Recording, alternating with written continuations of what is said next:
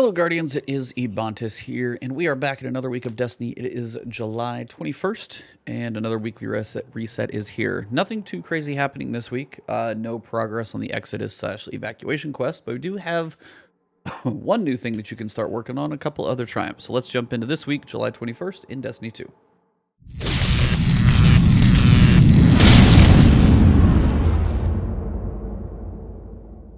Alright, so before we jump into the new stuff, couple reminders as you guys are continuing to level up. Make sure you guys are hitting the Pinnacle drops that are possible. One of them is actually the clan rewards, just to remind you guys as you get your 5,000 experience for your clan.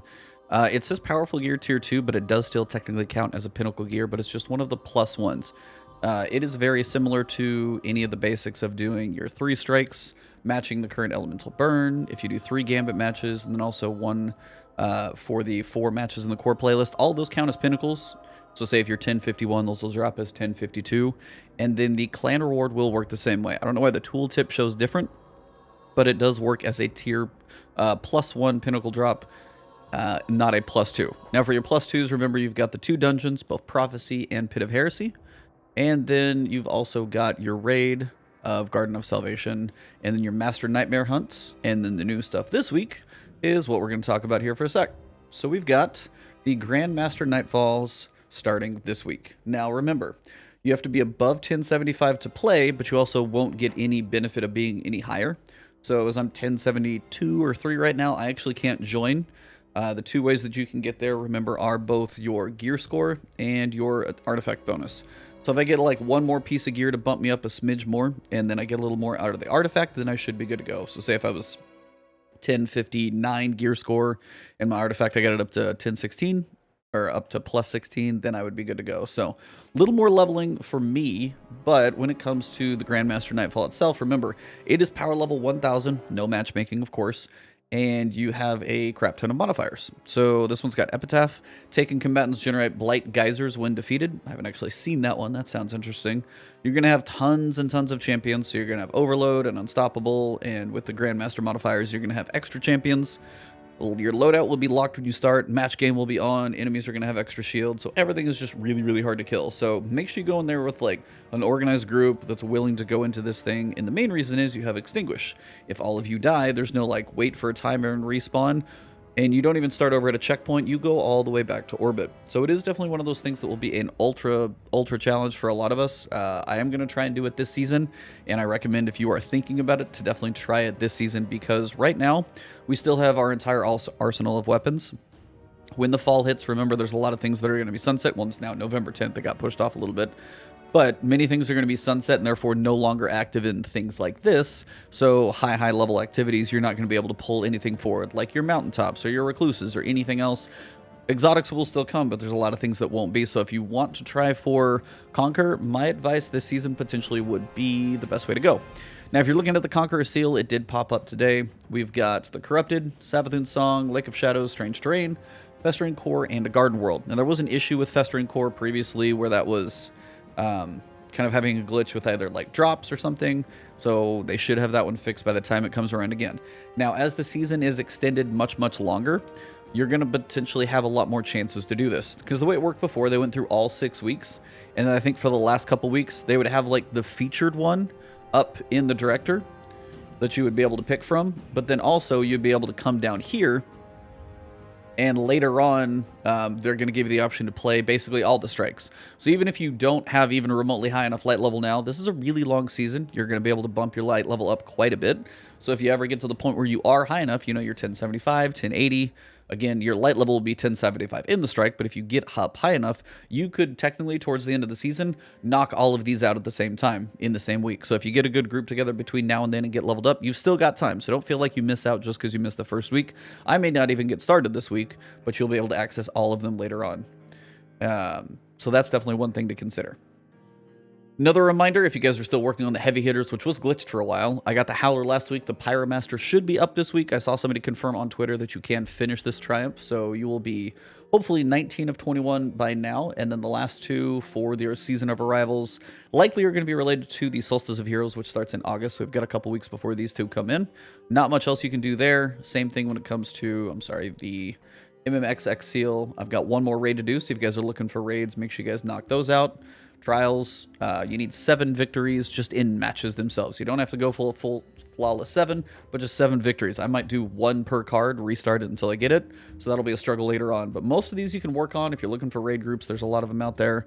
The Traveler's Chosen is the exotic related to the Exodus quest that we've started, which turns into Evacuation later. We can't force this one. This is just when Bungie decides to release the rest of that quest. And then again, I think most of these are going to be related to Solstice of Heroes. So you can prep a lot of things. Solstice will be coming in August, and then as we wrap up the season, even though it's been extended, we'll have to figure out how the timing of all of that stuff goes. Final piece just to remind you guys on is interference. Make sure you guys are playing. For one, it's worth a Pinnacle drop, which is always a good thing. But two, you're actually going to be able to see the lore, which the Tree of Silver Leaves has been really cool. Heard something related to Eris and Zavala again this week, so definitely make sure you check that one out. Alright, I'm just going to kind of shoehorn this into the middle of the video, but when you get to the means to an end, we are on Force this week. Your options are going to be Nightfall the Ordeal, Nightmare Hunts, or Crucible Control. Now for me, Crucible tends to go a little slower. Maybe you have better success on it, so if you guys do find Crucible to be faster, let me know. That actually would be good to know. For me, the Nightmare Hunts is actually usually the easiest one. You can go match made on like the lowest level, and something if you consider to do... Sorry, I literally just finished the event, so I was looking at it. But if you go to the moon and you go think about Servitude, the one with the Zydron, you've actually got a lot of ads to kill in there. It's usually a fairly fast one. And if you do the matchmaking one, you can do it fairly easily. Even if you go up to Hero, you're probably going to have more champions, more things to kill for the heaps and hordes, especially when you kill the boss. And they go fairly quickly. So my advice overall is going to be Nightmare Hunts. If you do the Nightfall, it's not that bad. But depending on what level you put it at, it's going to depend on how many higher level things you have. You've got Hero here. And this week is going to be the Corrupted. I think it's the Corrupted Strike, if I remember correctly. Somebody probably needs to remind me. But it is a lot of taken in there. So personally, Nightmare Hunts are probably going to be a little easier. Now, if somebody goes through and does control matches, finds 4 of them really simple, you got to do your 4 for your Pinnacle anyway. So if you do get 2 birds with 1 stone here, maybe this is the way to go. So if you guys have gone through this one, I haven't tested yet, but to me, when I tried PvP a couple times for these, they seem to be a little bit slower than I would have liked. But again, that's, you know, haven't practiced them in a little bit. But generally, if you just go to the moon, especially if you got the expansion, I would come over here, probably knock out Servitude first is the easiest because that's Zydron. All those ads kind of, there's a lot of enemies to kill, so you don't have to keep reloading in. Down here, you're going to have Skolas and then Omnigul. Of the 3, I think Zydron definitely will probably have you the most ads to kill, most things to get. And remember, when you're going for the quest itself, make sure you are using your abilities as much as possible, and then make sure you're tagging the majors. That's the key. Tag the majors. You may not have to kill them, but if you tag the majors, anything with an orange or a yellow bar boss especially, you'll get the drops. If you just, you know, play passive and don't attack that much, you probably won't be getting that many. But if you tag everything with some damage, make sure you're hurting everything a little bit, you get these Emerald Traces a lot faster. So I'm going to go knock this out. I'm going to go enjoy the lore. I'm not going to spoil it for you guys. I heard it's kind of cool. So again, jump in. Hopefully you guys enjoy. On to the rest. Overall, it's a pretty quiet week. Not a ton going on. I'm actually going to be working on both the Prophecy, Solo Flawless. I made it through Solo, finally beat the boss last week. And then I almost had a Flawless completely done run, and I was down to a quarter of the boss's health and died. There's a very, very legit reaction when I died on that one, which I'll probably post up whenever I do a fail of my attempt to get there. But I'll be working on streaming that one this afternoon, actually, so come tune in if you guys want to see some Prophecy dungeon runs. If it goes smooth, depending on when I get it done, I've also got Ghost of Tsushima. So if you guys are enjoying the samurai game, stuff like that, it's a really, really gorgeous game, first off, and just a ton of fun. So come hang out in my streams, twitch.tv/Ebontis. I'm either working on Prophecy, trying to solo flawless that one, or working on Ghost of Tsushima in this downtime, and then probably throwing a couple raids in between. Quiet week otherwise, so definitely work on leveling up.